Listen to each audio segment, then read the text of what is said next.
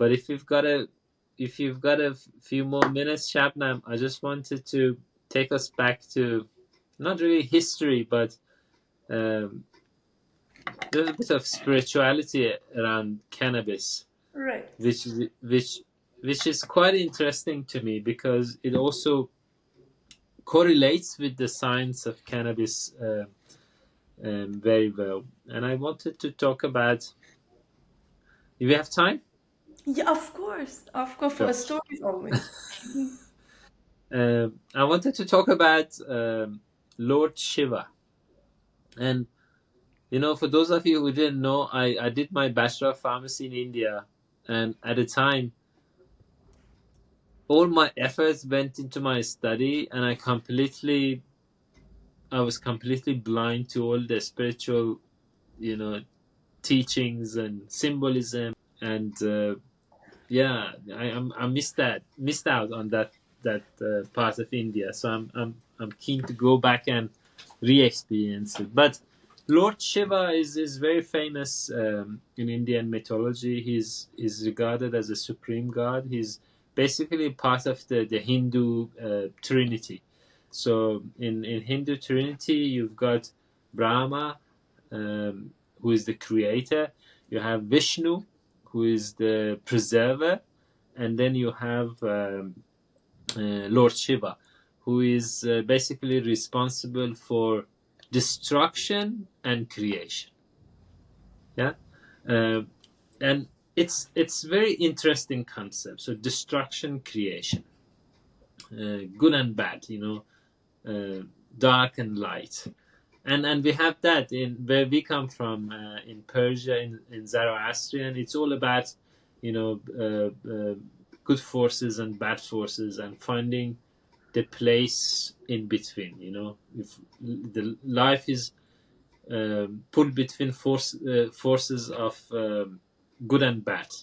It's a polarity concept. So we have to find a place in the middle. Now, Shiva has many roles and forms. You usually see him in the picture as a yogi, meditating, in the mountains of Himalayas. He usually have a snake around his neck and a moon crescent in his hair. And he's also a dancer who performs a divine dance of creation, preservation, and destruction. Now, all of that. Oh, there's one more thing that he's famous for. He's very famous for that third eye chakra. So in the yogi traditions, they talk about the different chakras and the third eye. So Lord Shiva is famous for that. Now, I told that introduction to take you to this story in the Hindu scriptures, where there was a whole pre-story behind this. I'm not gonna go too much into that, but basically, Sage Durvasa, he was a deity that has a lot of rage and dark force. So that kind of spread around the world, and they wanted to do something about it. So people went to Vishnu, Lord Vishnu, and asked him, what should we do? There's all this rage spread around the world. And Vishnu said, if you churn the ocean, you can create the nectar of immortality, and you drink that, and then you become immortal. So then Vishnu declared that all the good forces and bad forces, these being the gods versus the demons, come together to churn the ocean, to basically create this elixir of immortality. And he stood on a mount called Mandra, and he orchestrated this practice. Remember, that mount is quite important. I'll come to that later on.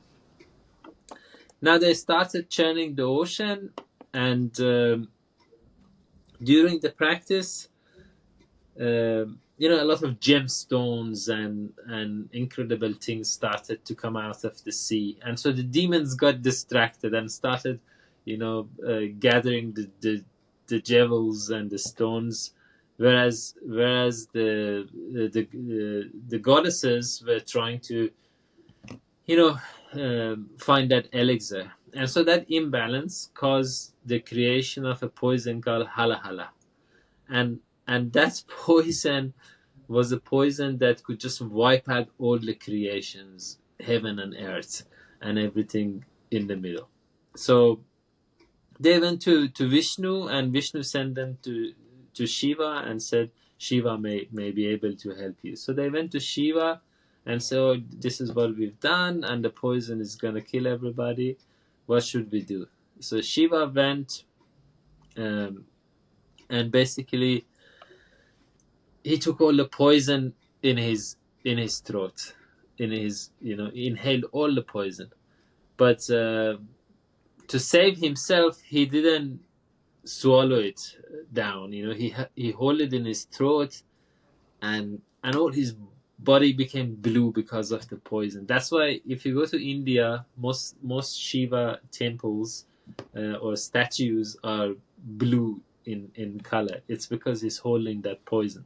So he saved the gods and the humanity, the heaven and earth, and he got the name Nilkant.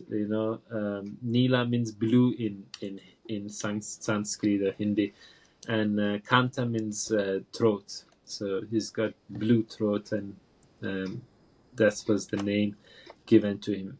So then people basically, then the story continues, and he becomes quite sick, and to relieve him, his wife gives him cannabis. That's why to relieve his symptoms, Shiva's wife, Lakshmi, she brings him cannabis, and that's why Shiva is the Lord of cannabis. The story is quite interesting because it talks about the forces in the life, the bad forces, the good forces, in that we have to find that mountain, we have to find that firm ground to stand on, to be able to basically go through that journey of life, and to reach that higher goal. You have to have your foot firm on a firm land. So that's what that mountain presents. And then during the journey, there are all these forces of good and bad.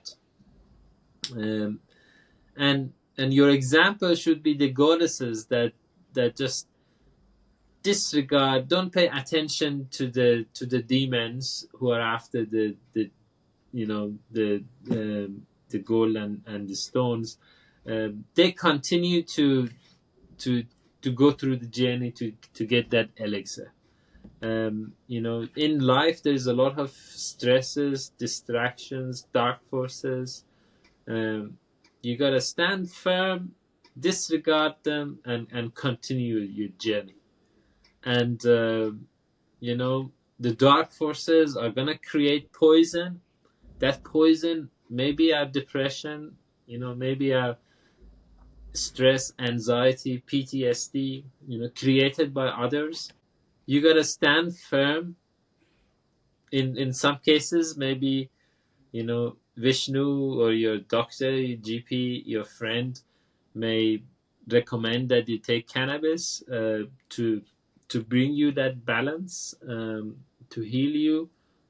But at the end of the day, it's a journey that you're going to take, and the plant medicine may help you, but you gotta ignore the bad forces, stand firm, and continue your progress. That was the moral of the story, as I understood, with my heavy bias on cannabis. Amazing. Amazing, super good.